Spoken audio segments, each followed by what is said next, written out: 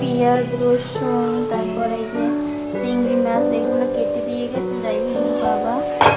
তো এখন আমি শুধু বসাই দেবো। আর এখানে হচ্ছে এই যে করলা বসাই রাখছে, করলা ভাজি করব।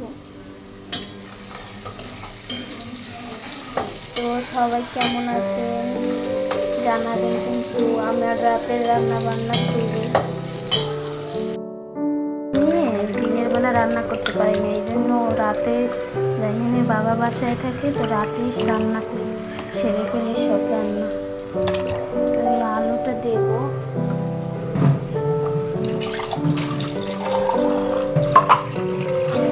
দেবো ইসে শাকের ভিতরে।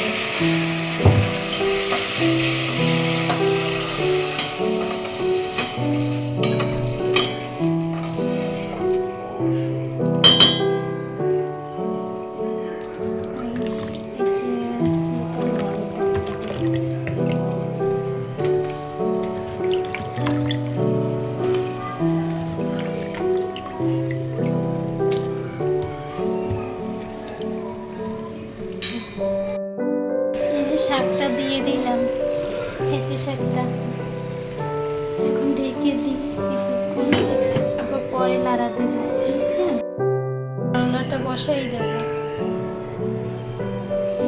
তেল দিয়ে দিলাম, তারপর একসাথেই বসাই সব কিছু দিয়ে দিই একসাথে হয়ে ভাজা।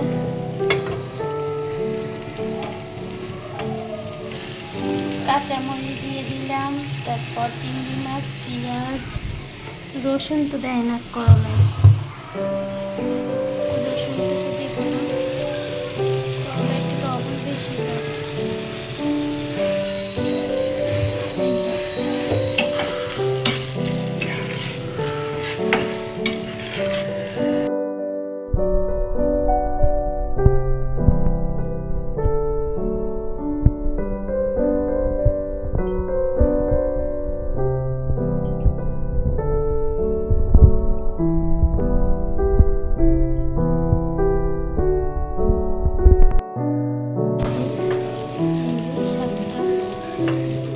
কতখানি ছিল, এখন কমে কতটুকু, এটা আবার ঢেকে দেব। এখানে আমার করলা ভাজির জন্য